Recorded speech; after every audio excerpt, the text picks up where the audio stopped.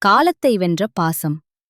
சோழ வளநாட்டின் தென்கோடியில் இயற்கை அன்னை தன் இரு கரங்களால் அள்ளி அணைத்துக் கொண்டது போல அமைந்திருந்தது எழிலூர் என்ற அழகிய கிராமம். இந்த எழிலூர் கிராமத்தில் தான் வெற்றிவேலும் கதிரும் வாழ்ந்து வந்தனர். இருவரும் ஒரே தெருவில் பிறந்தவர்கள். சிறுவயதில் ஆற்றங்கரையில் மணல் வீடு கட்டி விளையாடுவது, மரமேறி மாங்காய் பறிப்பது, கிட்டிப்புள் விளையாடுவது என எப்போதும் ஒன்றாகவே இருப்பார்கள். வெற்றிவேல் பரம்பரை வணிக குடும்பத்தை சேர்ந்தவன். அவனது தந்தை பல ஊர்களுக்குச் சென்று மிளகு, ஏலக்காய், பட்டு ஆகியவற்றை வணிகம் செய்து பெரும்பொருள் ஈட்டியவர். வெற்றிவேல் சிவந்தது நிறம், எடுப்பான தோற்றம் கொண்டவன். ஆனால் கொஞ்சம் அவசரக்காரன். கதிர் ஒரு எளிய விவசாய குடும்பத்தில் பிறந்தவன். கருமேக நிறம் கொண்டவன். அவனது கண்கள் எப்போதும் தீர்க்கமாக இருக்கும். அவன் பேசும் ஒவ்வொரு வார்த்தையும் நிதானமாகவும் அறிவுபூர்வமாகவும் இருக்கும். பள்ளிப் பருவத்தில் ஒருமுறை வெற்றிவேல் ஒரு பெரிய மரக்கிளையில் ஏறி விளையாடிக் கொண்டிருந்தான். எதிர்பாராத விதமாக கிளை முறிந்தது. கீழே விழுந்த வெற்றிவேலின் காலில் பலத்த காயம் ஏற்பட்டது. மற்ற சிறுவர்கள் பயந்து ஓடிவிட, கதிர் மட்டும் தன் மேல் துண்டை கிழித்து வெற்றிவேலின் காலில் கட்டுப்போட்டு அவனைத் தன் தோளிலேயே சுமந்து சென்று மருத்துவரிடம் சேர்த்தான். அன்று முதல் கதிரில்லாமல் வெற்றி இல்லை என்று ஊரே அவர்களைப் பார்த்து வியந்தது. பருவங்கள் மாறின. சிறுவர்கள் இளைஞர்கள் ஆயினர். வெற்றிவேல் தனது தந்தையின் வணிகத் தொழிலை ஏற்றுக்கொண்டான். அவனது திறமையால் வணிகம் பெருகியது. கடல் கடந்து வணிகம் செய்யும் அளவுக்கு அவன் உயர்ந்தான். அவனது வீட்டில் செல்வம் கொழித்தது. மாளிகை போன்ற வீடு, வேலைக்கு ஆட்கள், பட்டுத் துணிகள் என அவனது வாழ்க்கை முறை மாறியது. செல்வம் வந்தவுடன் வெற்றிவேலைச் சுற்றி புகழ்ச்சிக்கும் கூட்டமும் சேர்ந்தது. முதலாளி, உங்களைப் போல அறிவுடையவர் யார் என்று அவர்கள் சொல்லும் பொய்யான வார்த்தைகளில் வெற்றிவேல் மயங்கினான். மறுபுறம் கதிர் தனது மூதாதையர் விட்டுச் சென்ற சிறிய நிலத்தில் விவசாயம் செய்து வந்தான். அவன் வியர்வை சிந்தி உழைத்து அதில் கிடைக்கும் வருமானத்தில் நிறைவாக வாழ்ந்தான். வெற்றிவேலின் அந்தஸ்து உயர்ந்த பிறகு அவனது மாளிகை வாசலை மிதிக்க கதிர் தயங்கினான். வெற்றிவேலும் தனது வசதியான நண்பர்கள் மற்றும் வணிகக் கூட்டாளிகளுடனான கேளிக்கைகளில் மூழ்கி கதிரை மெல்ல மறக்கத் தொடங்கினான். திருவிழாக்களில் எப்போதாவது எதிரில் பார்த்தால் ஒரு சம்பிரதாய புன்னகையோடு கடந்து செல்வதே வழக்கமாகிப் போனது. இது கதிருக்கு வருத்தத்தை அளித்தாலும் அவன் அதை வெளிக்காட்டிக் கொள்ளவில்லை. ஒருநாள் எழிலூர் கிராமமே பரபரப்பானது. தலைநகரத்திலிருந்து மன்னரின் தூதுவர்கள் குதிரையில் வந்து இறங்கினர். முரசறைந்து அறிவிக்கப்பட்டது. மாமன்னரின் அன்புத் மகள் இளவரசியின் திருமணத்திற்காக மிகச்சிறந்த பட்டுச் சேலைகளையும் அரிய வகை நவரத்தின அணிகலன்களையும் கொண்டு வருமாறு வணிகர் வெற்றிவேலுக்கு மன்னர் ஆணையிட்டுள்ளார். இது சாதாரண அழைப்பு அல்ல, அரசவை வணிகராக மாறும் அரிய வாய்ப்பு. வெற்றிவேல் மகிழ்ச்சியில் துள்ளிக் குதித்தான். உடனே பயணத்திற்கான ஏற்பாடுகள் தொடங்கின. உயர்ந்த ரகப் பட்டுத் துணிகள், முத்து மாலைகள், பவளக் கொடிகள் என அனைத்தும் வண்டிகளில் ஏற்றப்பட்டன. இந்த பயணம் நீண்டது. வழியில் அடர்ந்த காடுகளும் மலைப்பாதைகளும் உண்டு. தன்னுடன் வரும் பணியாளர்கள் பணத்திற்காக வேலை செய்பவர்களைத் தவிர ஆபத்து காலத்தில் உயிருக்குத் துணிந்து உதவுவார்களா என்பது சந்தேகம். அவனுக்குச் சட்டென கதிரின் நினைவு வந்தது. ஆபத்தில் உதவுபவன்தான் உண்மையான நண்பன். கதிர் மட்டுமே என் உயிருக்குத் துணையாக இருப்பான் என்று அவனது உள்மனம் சொன்னது. கதிரின் குடிசைக்குச் சென்றான் வெற்றிவேல். கதிர் வயலில் வேலை செய்துவிட்டு கைகால் கழுவிக் கொண்டிருந்தான். நண்பா கதிர், நீண்ட நாட்களுக்குப் பிறகு உன்னை தேடி வந்துள்ளேன். மன்னரின் அழைப்பை ஏற்று நான் தலைநகரம் செல்கிறேன். நீ என்னோடு துணையாக வந்தால் எனக்கு பெரும் பலமாக இருக்கும் என்று தயக்கத்துடன் கேட்டான். கதிர் பழைய கசப்புகளை மனதில் கொள்ளவில்லை. அவனது முகம் மலர்ந்தது. வெற்றி, உன் உயர்வு என் மகிழ்ச்சி. உனக்கு ஒரு துணை தேவையென்றால் நான் மறுப்பேனா? அதுவும் நல்ல காரியத்திற்குச் செல்கிறாய். நான் வருகிறேன் என்று கூறிவிட்டு தனது மாட்டு வண்டியில் வைக்கோலை பரப்பி பயணத்திற்கு தயாரானான். இருவரும் 2 வண்டிகளில் பொருட்களுடன் புறப்பட்டனர். முதல் நாள் பயணம் சமவெளி பகுதிகளில் இனிதே கழிந்தது. இரவு வேளையில் ஒரு மரத்தடியில் தங்கினர். வெற்றிவேலின் பணியாளர்கள் சமைக்கத் தொடங்கினர். வெற்றிவேல் பட்டு மெத்தையில் படுத்திருந்தான். கதிர் கீழே ஒரு துண்டை விரித்து அமர்ந்தான். நிலா வெளிச்சத்தில் இருவரும் பழைய நினைவுகளை பேசத் தொடங்கினர். கதிர், ஞாபகம் இருக்கிறதா? சிறுவயதில் நாம் அந்த ஆலமரத்தடியில் புளியோதரை சாப்பிடுவோமே என்று வெற்றிவேல் கேட்டான். கதிர் சிரித்துக்கொண்டே, ஆமாம் வெற்றி, அன்று நம்மிடம் பணம் இல்லை, ஆனால் மனதில் எவ்வளவு சந்தோஷம் இருந்தது. இப்போது உன்னிடம் எல்லாம் இருக்கிறது, ஆனால் நிம்மதி இருக்கிறதா என்று கேட்டான். அந்த கேள்வி வெற்றிவேலை சிந்திக்க வைத்தது. மறுநாள் அவர்கள் ஒரு அடர்ந்த காட்டுப்பாதையை கடக்க வேண்டியிருந்தது. மரங்கள் சூரிய ஒளியையே மறைக்கும் அளவுக்கு அடர்த்தியாக இருந்தன. வானம் இருண்டு இடி முழக்கத்துடன் பெருமழை கொட்டத் தொடங்கியது. காட்டு ஓடையில் வெள்ளம் பெருக்கெடுத்தது. பாதை முழுவதும் சேரும் சகதியுமானது. அப்போது வெற்றிவேலின் வண்டிச் சக்கரம் ஒரு பெரிய பள்ளத்தில் இறங்கி பலமாக மோதியது. டமார் என்ற சத்தத்துடன் வண்டியின் அச்சாணி முறிந்து வண்டி சாய்ந்தது. வண்டியிலிருந்த விலை உயர்ந்த பொருட்கள் சேற்றில் விழும் நிலை ஏற்பட்டது. வெற்றிவேல் பதற்றத்தில் என்ன செய்வது என்று தெரியாமல் திகைத்தான். ஐயோ, மன்னருக்கு கொண்டு செல்லும் பொருட்கள் நேரம் வேறு கடந்து கொண்டிருக்கிறதே என்று புலம்பினான். அவனது பணியாளர்கள் மழையில் நனைய பயந்து மரத்தடியில் ஒதுங்கினர். ஆனால் கதிர் மழையையும் பொருட்படுத்தாமல் வண்டியின் அடியில் புகுந்தான்.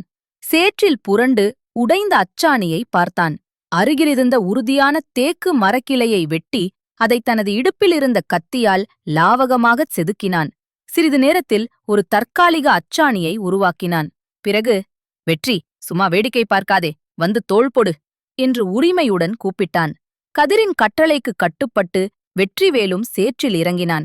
இருவரும் சேர்ந்து ஏலேலோ ஐலசா என்று பாடிக்கொண்டே வண்டியைத் தூக்கி நிறுத்தினர். மழையில் நனைந்தபடி நின்ற கதிரை பார்த்தபோது வெற்றிவேலுக்கு கண்கள் பனித்தன. பணத்திற்காக வந்தவர்களெல்லாம் ஒதுங்கி நிற்கிறார்கள், ஆனால் இவன் மட்டும் எனக்காகச் சேற்றில் புரளுகிறானே என்று எண்ணி வெட்கினான். பல தடைகளைத் தாண்டி அவர்கள் தலைநகரை அடைந்தனர். தலைநகரம் இந்திரலோகம் போல காட்சியளித்தது. அகலமான வீதிகள், மாட மாளிகைகள், எங்கு பார்த்தாலும் மக்கள் கூட்டம். அரண்மனைக்குள் நுழைந்ததும் வெற்றிவேல் கொண்டு வந்த பொருட்கள் மன்னரின் அவையில் வைக்கப்பட்டன. மன்னரும் இளவரசியும் அந்த பட்டின் மென்மையையும் முத்துக்களின் ஒளியையும் பார்த்து வியந்தனர். இதே அவையில் சிங்காரம் என்ற மற்றொரு வணிகனும் வந்திருந்தான். அவன் பக்கத்து நாட்டு வணிகன். அவனது பொருட்கள் வெற்றிவேலின் பொருட்களுக்கு ஈடு கொடுக்க முடியவில்லை. மன்னர் வெற்றிவேலை பாராட்டுவதைக் கண்ட சிங்காரத்திற்கு பொறாமை தீயாக எரிந்தது. இவனை இப்படியே விட்டால் மன்னரின் மொத்த ஆதரவும் இவனுக்குத்தான் கிடைக்கும். இவனை அவமானப்படுத்தி விரட்ட வேண்டும் என்று வஞ்சகத் திட்டம் தீட்டினான். அரண்மனை வணிகர்களுக்கான விடுதியில் அனைவரும் தங்கியிருந்தனர். நள்ளிரவு நேரம். அனைவரும் உறங்கிக் கொண்டிருந்தனர். சிங்காரம் அரண்மனை காவலன் ஒருவனை தனியே அழைத்தான். வீரனே, உனக்கு வாழ்நாள் முழுவதும் உட்கார்ந்து சாப்பிடும் அளவுக்கு பொற்காசுகள் தருகிறேன். நீ ஒரு சிறிய உதவி செய்ய வேண்டும் என்றான். பணத்தைக் கண்ட காவலனின் கண்கள் விரிந்தன. சிங்காரம் மன்னரின் பொக்கிஷ அறையிலிருந்து ஒரு விலைமதிப்பற்ற வைர மாலையை திருடி வரச் செய்தான்.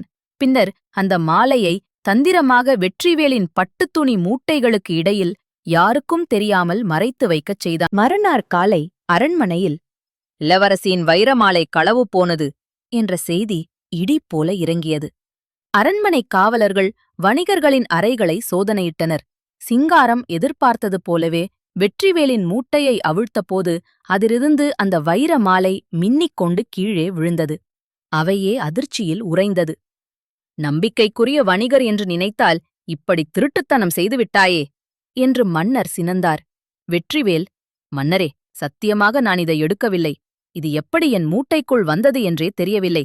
யாரோ சதி செய்துவிட்டார்கள் என்று கண்ணீர் விட்டு கதறினான்.